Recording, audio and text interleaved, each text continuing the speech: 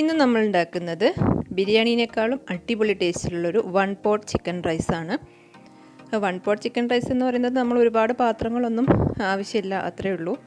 ഇപ്പോൾ ബിരിയാണി ആകുമ്പോൾ 2-3 പാത്രങ്ങളൊക്കെ വേണമല്ലോ. ഇത് ഒറ്റ പാത്രത്തിൽ തന്നെ ചെയ്യാവുന്നതാണ്, പക്ഷേ അടിപൊളി ഒരു റൈസ് ഐറ്റമാണ്. അപ്പോൾ ഇതിന് വേണ്ടി ഞാൻ ഏകദേശം ഒരു 400 ഗ്രാം ചിക്കൻ എടുത്തിട്ടുണ്ട്.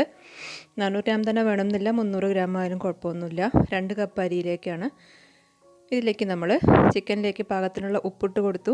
1 ടീസ്പൂൺ മുളക് പൊടി ഇട്ട് കൊടുത്തു. 1/4 ടീസ്പൂൺ മഞ്ഞൾപ്പൊടി, 1 ടീസ്പൂൺ മല്ലിപ്പൊടി, 1/2 ടീസ്പൂൺ ഗരം മസാല, 2 ടീസ്പൂൺ ഇഞ്ചി വെളുത്തുള്ളി പേസ്റ്റ്,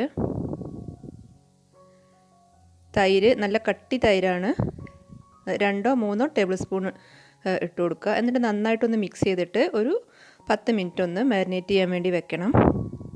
നന്നായിട്ട് മിക്സ് ചെയ്ത് കൊടുക്കുക. കുറച്ച് ലിക്വിഡ് രൂപത്തിലാണ് ഉണ്ടാവുക, അത് കുഴപ്പമില്ല. അപ്പം ഞാനത് ഒരു 4 ടേബിൾ സ്പൂൺ സൺഫ്ലവർ ഓയിൽ ചൂടാക്കിയിട്ട് അതിലേക്ക് ചിക്കൻ പീസസ് എല്ലാം ഇട്ട് കൊടുത്തിട്ടുണ്ട്. ഇനി ഇതിൽ കിടന്നിട്ട് ഈ ചിക്കൻ പീസസ് എല്ലാം ഒന്ന് മൊരിഞ്ഞ് വരണം. അത്രയും സമയം നമ്മൾ ഹൈ ഫ്ലെയിമിൽ തന്നെ വെക്കുക. ഈ മസാല ബാക്കിയുള്ളത് അവിടെ നമുക്ക് ആവശ്യമുണ്ട്, അവിടെ ഇരിക്കട്ടെ.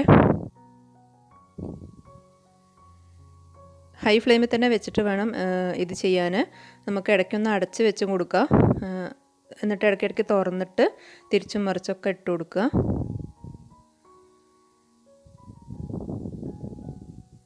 രണ്ട് കപ്പ് അരിയിലേക്കാണ് നമ്മൾ 400 ഗ്രാം ചിക്കൻ എടുത്തിട്ടുള്ളത്. ചിക്കൻ വളരെ കുറച്ച് മതി ഇതിന്, എന്നാൽ പോലും ചിക്കൻ്റെ ഫ്ലേവർ നന്നായിട്ട് കിട്ടും.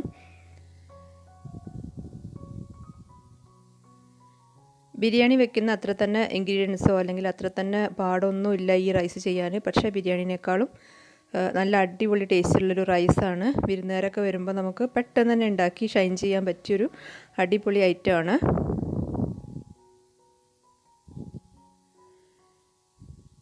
ചിക്കൻ നമ്മൾ ഈ സമയത്ത് തന്നെ വേവിച്ചെടുക്കണം. പിന്നെ റൈസിൽ കിടന്നിട്ട് ചിക്കൻ വേവാനുള്ള സമയം നമ്മൾ കൊടുക്കണില്ല. അതുകൊണ്ടാണ് നമ്മൾ ഈ സമയത്ത് തന്നെ ചിക്കൻ നന്നായിട്ട് വേവിച്ചെടുക്കുന്നത്.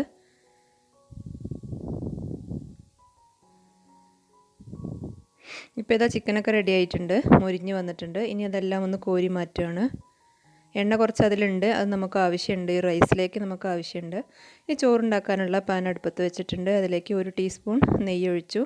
നെയ്യ് ഞാൻ പരമാവധി കുറച്ചാണ് ഉപയോഗിക്കുന്നത്, കൂടുതൽ വേണമെന്നുള്ളവർക്ക് കൂടുതൽ ഉപയോഗിക്കാം. നെയ്യ് ചൂടായി വരുമ്പോൾ അതിലേക്ക് 3 ബേ ലീഫ് ഇട്ട് കൊടുക്കുന്നുണ്ട്. ബേ ലീഫ് നിർബന്ധമൊന്നുമില്ല. ചെറിയ 2 കഷ്ണം പട്ട ഇട്ട് കൊടുക്കുന്നുണ്ട്. 3 ഏലക്കായ, ഗ്രാമ്പൂ ഒരു 3-4 എണ്ണം, പിന്നെ ഒരു ചെറിയ സവാള സ്ലൈസ് ചെയ്തിട്ട് കൊടുക്കുന്നുണ്ട്. പരമാവധി ചെറിയ സവാള മതി, ഒരുപാട് വേണ്ട. എന്നിട്ട് അതൊന്ന് നന്നായിട്ടൊന്ന് വഴറ്റി കൊടുക്കുക. നെയ്യ് കൂടുതൽ വേണം എന്നുള്ളവർക്ക് 2-3 ടേബിൾ സ്പൂൺ നെയ്യൊക്കെ ഒഴിക്കുക. ഞാൻ ചിക്കൻ ഫ്രൈ ചെയ്തതിൻ്റെ ആ എണ്ണ ബാക്കിയുള്ളത് അരിച്ച് ഇതിലേക്ക് ഇട്ട് കൊടുക്കുന്നുണ്ട്, അതിൻ്റെ ആ പൊടിയൊക്കെ ഒന്ന് കളയാൻ വേണ്ടി.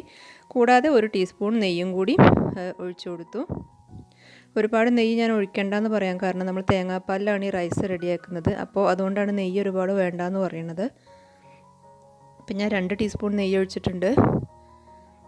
ഇനി നമ്മൾ നേരത്തെ മാറ്റി വെച്ച മസാല ഉണ്ടല്ലോ, ചിക്കൻ മാരിനേറ്റ് ചെയ്തപ്പോൾ ബാക്കി വന്ന ആ മസാല, അതും കൂടി ഇതിലേക്ക് ചേർത്ത് കൊടുക്കുകയാണ്. ഇനി അത് ഒന്നങ്ങ് മിക്സ് ചെയ്തെടുക്കുക. ഒരുപാട് സമയമൊന്നും വേണ്ട, സവാള ഒന്ന് ജസ്റ്റ് വാടിയാൽ മതി. അതിലേക്ക് നമ്മൾ 2 കപ്പ് ജീരകശാല റൈസ് കഴുകി വെള്ളം വാർത്ത് വെച്ചിട്ടുള്ളത് ഇട്ട് കൊടുക്കുകയാണ്. നേരത്തെ തന്നെ കഴുകി വെള്ളം വാർത്ത് അവിടെ വെച്ചിട്ടുള്ളതാണ്, വെള്ളം കംപ്ലീറ്റ് പോവണം. ഇനി ഇത് ഒരു 2 മിനിറ്റ് നേരം ഇതിലിട്ടിട്ടൊന്ന് ഇളക്കിയെടുക്കണം. ഒരുപാട് സമയം വറക്കൊന്നും വേണ്ട, പക്ഷേ റൈസ് ഒന്ന് ചൂടാവണം. അങ്ങനെ ആയിക്കഴിഞ്ഞാൽ നമ്മുടെ റൈസ് ഇങ്ങനെ ഒന്നിനൊന്ന് തൊടാതെ ഇങ്ങനെ വിട്ടിരിക്കും. അതിന് വേണ്ടിയിട്ടാണ് ഇങ്ങനെ ചെയ്യുന്നത്. റൈസ് എല്ലായിടത്തേക്കും ചൂട് എത്തത്തക്ക വിധത്തിൽ നന്നായിട്ടൊന്ന് മിക്സ് ചെയ്തെടുക്കുക. അപ്പോൾ ഇത് ആയി വന്നിട്ടുണ്ട്. ലോ ഫ്ലെയിമിലിട്ടിട്ട് വേണം ചെയ്യാൻ. ഇനി ഇതിലേക്ക് നമ്മൾ തേങ്ങാപ്പാലാണ് ഒഴിച്ചു കൊടുക്കുന്നത്. നല്ല കട്ടി തേങ്ങാപ്പാലൊന്നും വേണ്ട, 1-ാം പാല് 2-ാം പാല് അങ്ങനെയൊന്നും എടുക്കണ്ട. ഒരു 2 കപ്പ് തേങ്ങ ചിരവയിലേക്ക് 4 കപ്പ് വെള്ളം ഒഴിച്ചിട്ട് പിഴിഞ്ഞെടുത്താൽ മതി. നമുക്ക് 2 കപ്പ് അരിയാണല്ലോ ഉള്ളത്, അപ്പോൾ 4 കപ്പ് വെള്ളം ആണ് ഒഴിച്ചു കൊടുക്കേണ്ടത്. മീൻസ് വെള്ളമല്ല, തേങ്ങാപ്പാലാണ്. അപ്പോൾ 4 കപ്പ് തേങ്ങാപ്പാൽ എടുക്കാൻ വേണ്ടിയിട്ട് നമ്മൾ 2 കപ്പ് തേങ്ങയാണ് എടുത്തിട്ടുള്ളത്. 2 കപ്പ് തേങ്ങ ചിരവിയത് മിക്സിയിലേക്ക് ഇട്ട് കൊടുക്കുക. അതിലേക്ക് 4 കപ്പ് വെള്ളം ഒഴിച്ചിട്ട് പിഴിഞ്ഞാൽ കറക്റ്റായിട്ട് നമുക്ക് പാല് കിട്ടും. ഇനി അത് തിളച്ച് വരുമ്പോൾ നമ്മളിതിലേക്ക് പാകത്തിനുള്ള ഉപ്പിട്ട് കൊടുക്കുകയാണ്, റൈസിലേക്കുള്ള ഉപ്പ്. അപ്പോൾ ഇത് ചെറുതായിട്ട് ഇങ്ങനെ തിളച്ച് വരുന്നുണ്ട്. വെള്ളം കറക്റ്റായിട്ട് തന്നെ ആക്കാൻ നോക്കുക. 2 കപ്പ് അരിക്ക് 4 കപ്പ് വെള്ളം. തേങ്ങാപ്പാൽ ചെയ്യുന്നതുകൊണ്ട് തന്നെ നല്ല അടിപൊളി റൈസായിരിക്കും ഇത്. ഇനി ജസ്റ്റ് ഒന്ന് അടച്ച് വെക്കുന്നുണ്ട്. നമുക്ക് ഒരു ഹാഫ് കുക്കായിട്ട് വേണം ഇനി ഇത് തുറക്കാൻ. ഇപ്പോൾ ഒരു ഹാഫ് കുക്കായിട്ടുണ്ട്. ഈ സമയത്ത് നമ്മളൊരു പിടി മല്ലിച്ചപ്പ് ഇട്ട് കൊടുക്കുന്നുണ്ട്. അതുപോലെ 2 പച്ചമുളക് നെടുകെ കീറിയതും ഇട്ട് കൊടുക്കുന്നുണ്ട്. എരിവ് കൂടുതൽ ഇഷ്ടമുള്ളവർക്ക് കൂടുതലും പച്ചമുളക് ഇട്ട് കൊടുക്കാം. ഇനി നന്നായിട്ടൊന്ന് മിക്സ് ചെയ്യുക. പുതിന വേണം എന്നില്ല ഇതിന്, പക്ഷേ ബിരിയാണിയിലൊക്കെ അത് ഇഷ്ടമുള്ളവർക്ക് വേണമെന്നുണ്ടെങ്കിൽ ചേർക്കാം. ഞാനിപ്പോൾ എന്തായാലും ചേർത്തിട്ടില്ല. ഇതൊന്നും കൂടി അടച്ച് വെച്ചിട്ടൊന്ന് വേവിക്കുക. ഇപ്പോഴൊക്കെ ലോ ഫ്ലെയിമിൽ വേണം നമ്മൾ ഇടാൻ, ഇല്ലെങ്കിൽ പെട്ടെന്ന് അങ്ങ് വെള്ളം വറ്റിയിട്ട് ചോറ് വേവാത്തൊരു പ്രശ്നം വരും. ഇപ്പോൾ വീണ്ടും വെള്ളമൊക്കെ ഏകദേശം ഒന്ന് വറ്റി തുടങ്ങിയിട്ടുണ്ട്.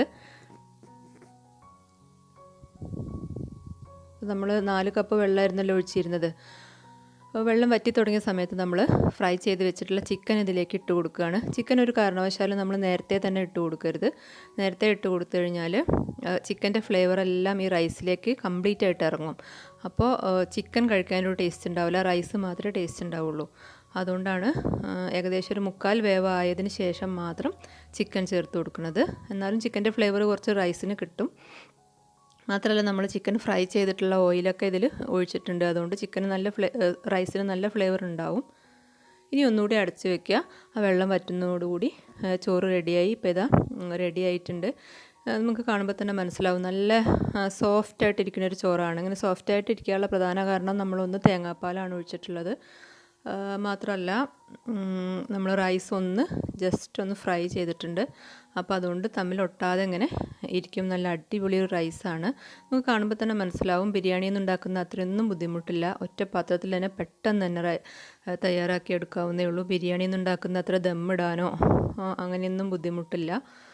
കാണുമ്പോൾ തന്നെ മനസ്സിലാവും. അടിപൊളി ഒരു റൈസ് ഐറ്റമാണ്. വിരുന്നുകാരൊക്കെ വരുന്ന സമയത്ത് ട്രൈ ചെയ്ത് നോക്കാം. അപ്പോൾ വീഡിയോ ഇഷ്ടമായി കഴിഞ്ഞാൽ ചാനലൊന്ന് സബ്സ്ക്രൈബ് ചെയ്യുക, ലൈക്ക് ചെയ്യുക, കമൻറ്റ് ചെയ്യുക. വീണ്ടും നല്ല അടിപൊളി വീഡിയോ ആയിട്ട് ഞാൻ വരും. ഇതുവരേക്കും താങ്ക് യു.